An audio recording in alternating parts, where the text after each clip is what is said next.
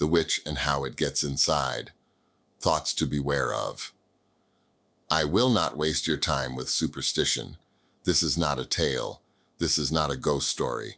This is not myth.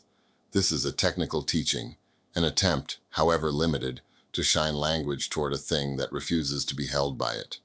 I am speaking of the witch, not the caricature, not the trope, not the whispered name for someone disliked or misunderstood. I mean the witch per se, the phenomenon, the event, the presence, that thing whose existence you only recognize in reverse, that force whose entry point is not the body, not the senses, but the thought. The witch gets in through thinking, not by argument, not by logic, not by force. It moves beneath the conscious mind, swimming just beneath articulation, altering the rhythm of your cognition, 1 degree at a time, until you forget what your own thoughts used to sound like. So I come to speak not of witches, plural, but of the witch and how it gets inside. The nature of the thing, we cannot say. Let us begin where it begins, in the impossibility of its definition. This is the first sign of the witch's superiority. It is not that we cannot define it. It is that all attempts to define it seem to serve it. Try to name it, and you narrow it. Try to describe it, and you sanitize it. Try to oppose it, and you often end up accusing the wrong person. While the true source grins quietly in the corner of the room, you never entered. This is what I mean when I say, I would rather meet the devil than the witch, because the devil can be seen. He is symmetrical.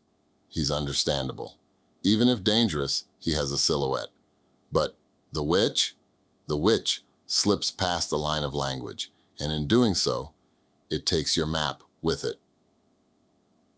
2. The entry point. Thought itself.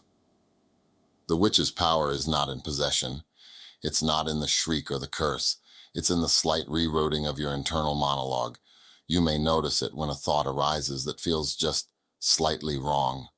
Not horrifying, not violent, not foreign, just off.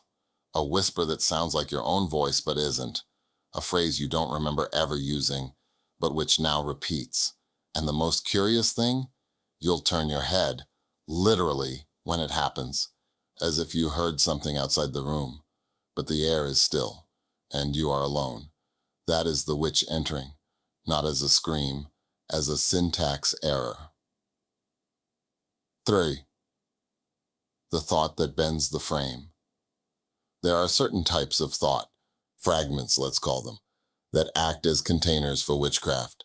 These are not arguments, they are functions. They alter the structure of the frame you use to think about everything else. Let me give you one. Maybe they're all lying to me. Now, this could be rational, contextually, maybe even wise. But when the witch plants it, it doesn't come with supporting data. It comes as suspicion without origin. It feels sudden, compelling, emotionally charged, but not emotionally grounded. It isn't that the idea is false. It's that you didn't arrive at it. It arrived at you. Another example. I've wasted my entire life. Again, not technically irrational. But when it surfaces, it doesn't emerge through the usual channels of reflection or regret. It shows up like a fully formed shadow. Heavy, convincing, final. And when you accept it, the entire architecture of your memory collapses. That is the witch at work. It does not attack what you think. It attacks how you think. Oh, the false revelation. Another favored tactic is what I call the false revelation. It sounds like insight. It feels like epiphany, but it is too clean, too fast, too totalizing. You've had a long-standing relationship. You've navigated complexities, loyalty, doubt, patience. Then, one afternoon, while washing dishes or scrolling a feed, this sentence lands. They were never who I thought they were. And you feel a snap. Suddenly years are rewritten. Your past reorganizes itself in real time. You think, this must be clarity, but it isn't. It's a shortcut. Clarity doesn't arrive in silence with such violent simplicity. That's not clarity. That's replacement. V. The untraceable justification. Here's a deeper mark of the witch. You'll start behaving differently, and when asked why, you won't have an answer, or your answer will sound like someone else, not a quote, not a mimicry, but a shift in cadence. You'll say, I just realized I don't owe anyone anything. Or, at the end of the day, I have to do what's right for me. These might be true, but they don't feel like you. They feel like inserted content, as though a slogan walked in and took a seat in your psyche. The witch does not argue. It narrates subtly, persistently, until the voice becomes your own. 6. How the witch avoids detection. One of the most insidious qualities of the witch is this. It makes you suspicious of everyone except itself, especially those who are most able to see it. Your old friends, you start to think they're jealous. Your spouse, controlling. Your mentor, manipulative. And who appears in their place?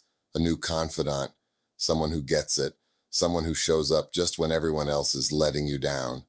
That confidant might be a person, or it might be a pattern, an ideology, a lifestyle, a self-righteous mood that feels like liberation but leads to isolation.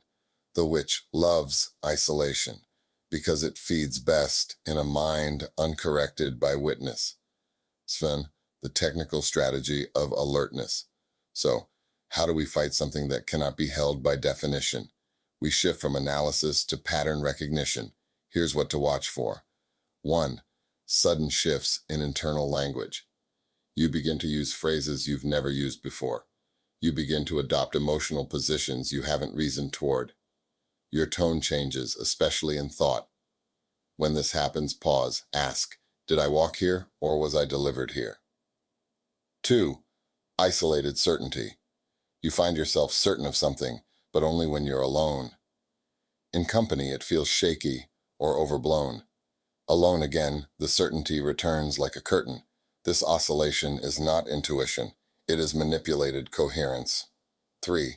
Confusion, followed by rapid rewriting. A period of doubt is followed by too perfect clarity. The new conclusion feels sharp, seductive, final. There is a lack of inner debate. That's not discernment. That's insertion. Fate. Thoughts that deserve pause. Let me list a few more thought types, not accusations, but invitations to slow down. They've always been against me. I don't owe anyone the truth. I'm done explaining myself. They're jealous of my growth. I see it now. No one ever loved me. Everything before now was a lie. I was blind until today. These thoughts sound like strength, but they often arrive not as strength, but as sudden mood-colored overlays. And once you accept them, they begin to reorganize your memories, your loyalties, your self-narration. That is when you know the witch is not outside anymore. It's narrating from the inside. Lie. So what do? I offer not protection, but procedure. Here are your tools. 1. Witness your thoughts like a stranger. Don't cling to them. Don't obey them. Watch them. Ask, whose rhythm is this? Do I recognize this pattern? Is this how I used to think before? 2. Speak what cannot be said. When something feels wrong but cannot be named, try anyway. Speak it aloud, even if it stumbles, even if it sounds foolish. The witch hides in what is never named. Speak, and its veil begins to tear. 3. Return to known witnesses, not because they are always right, but because they remember who you were before. The witch wants you to forget. Others help you remember. X. The witch, per se. There is such a thing as the witch per se. It is not human. It is not spirit. It is not archetype. It is a function, a cold, recursive, self-cleansing script that resists taxonomy. It exists not because it has form, but because it replicates. Every time someone misdiagnoses clarity, every time someone burns a friend and calls it healing, every time someone discards their history and calls it freedom, the witch witch is reborn, and it is never clearer than when you find yourself alone, convinced you are finally safe, and yet you've never felt more disconnected from who you used to be. That is its masterpiece. Closing instruction. If you forget everything else, remember this. The witch gets in through thought, not argument, not feeling. It changes not what you believe, but how you organize what you believe. And when you start to hear a voice that says, "You were never loved," they're all lying. Only this path is real. No one can be trusted. The past was a trap. Now, finally, you see. Pause. Turn your head toward the silence, and listen not for what's said, but for what just changed, that soundless shift. That's the witch, and you are not crazy for noticing.